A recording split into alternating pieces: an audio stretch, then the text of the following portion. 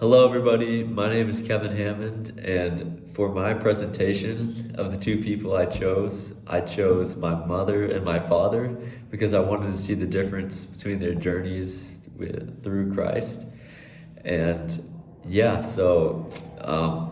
I asked my mom what she believes about Jesus, and she gave me kind of the stock answer of, that Jesus died on the cross for our sins and his sacrifice is greater than anything ever.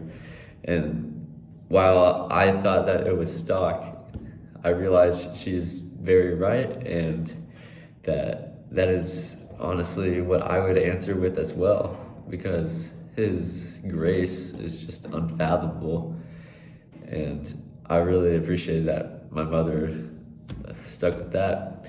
And then I asked her, what does this look like what do you do through your beliefs and practices? And growing up, because we were talking about how we always prayed together before we went to bed, and that just brought so much clarity. And from a young age, being able to know God for me especially was very, very uplifting. But she just talked about how we'd always talk about how God is number one in our lives, and that without him we are nothing. But we'd read the Bible, we would pray at night every single time we'd pray together as a family, which I think is very important. And she also went on to talk about how her relationship with my dad that's been the centerpiece is God, because without God nothing's possible. And then I kind of asked her how her beliefs shifted as she went along in life, because she told me that early in life she knew God, but she didn't really have the connection that she was really looking for. And when she got into college, she really picked it up, her faith, at a full capacity, really. And she just learned to trust in God, and just trust in what he has for us, which is amazing. And I was talking to her about it because I was I've always from a young age had a connection with God, and it's honestly because her shift in time, her change has really influenced her children, being my brother and I, and we've been able to have that connection with God that she was looking for during our age, but didn't quite get. She changed really in college. She realized something was missing, and she was telling me how because she was a platform diver at Arizona State, and she was talking to me about how just she would feel tired and she'd always worry, but then she realized that God is the centerpiece, and once she surrendered everything to God, her worries vanished. That's what she told me. And similarly, I asked her how she handled doubt, and she told me she works hard every day, along with my dad and my family, to provide for my brother and I, and give us an opportunity to do what we want to do in life. But early on, her family, they were very poor. Her dad, my grandfather, there were some financial decisions that were kind of risky, and they ended up going bankrupt. And she lived in a hotel for a few years of her life in high school, which, as you can imagine, that can be pretty rough. And it was at that point she said that the whole family just had to rely on God and just trust that he's gonna bring them out of this funk that they're in. And really, that's when she noticed the shift. and started getting to know God and seeking His Word.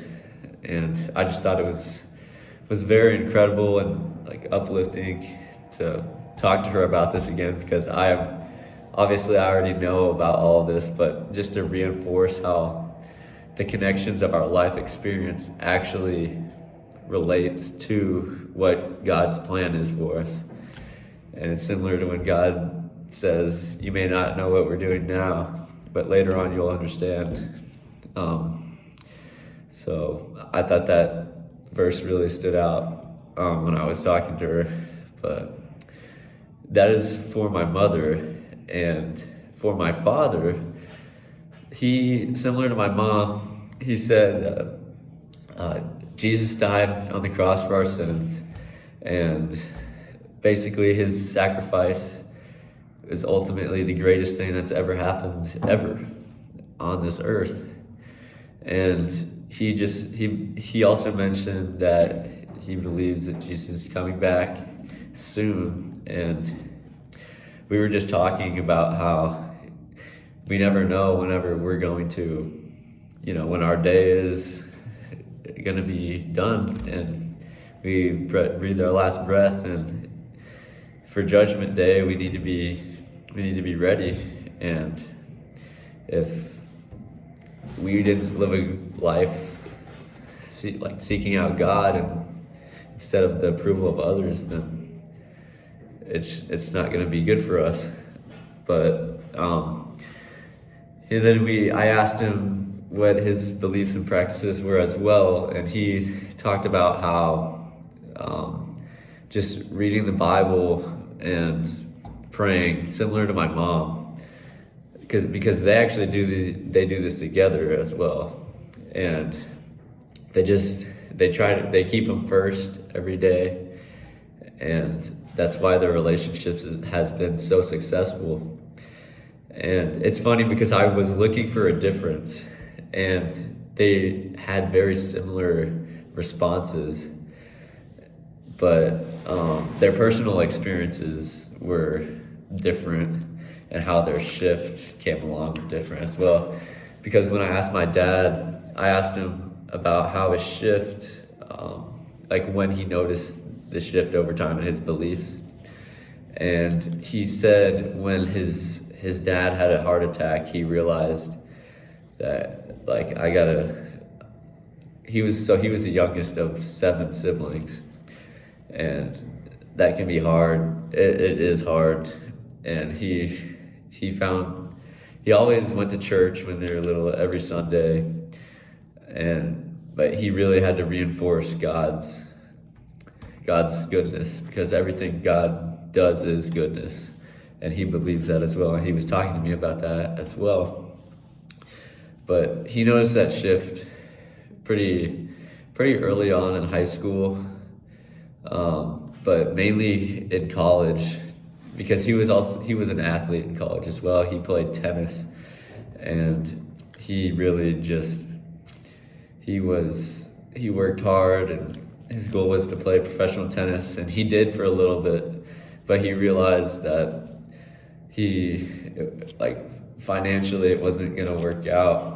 But he knew that God taught him tennis and allowed him to pursue tennis for a reason.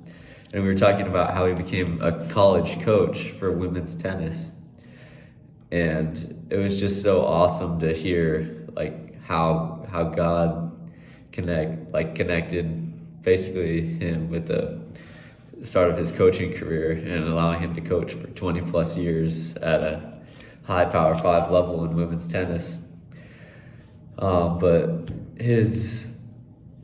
the shift was vital, he said, because he realized that with God's plans are so much greater than his own plan.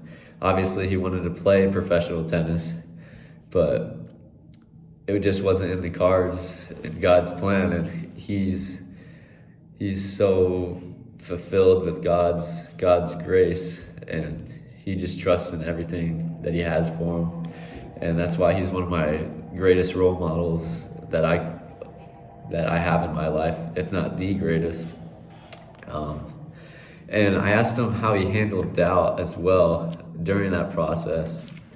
And he talked about how just when he was at that point where he didn't know like what's next, that's when it seems cliche, but that's when you really like have to turn to God and just trust that he's going to lead us in the right direction, because he is, and he will. And I feel like for a lot of us too, as college students, it's difficult to fathom this, because we're at a point where most of us probably don't know what the future entails, especially with our majors, or me personally in the same boat, similar to my dad. I want to play professional baseball, and I know it takes a lot of hard work, and just having faith in God that whatever happens is supposed to happen. So that's my presentation, and I really appreciate y'all listening. And God is so good, guys, and I just appreciate y'all listening. Thank you so much.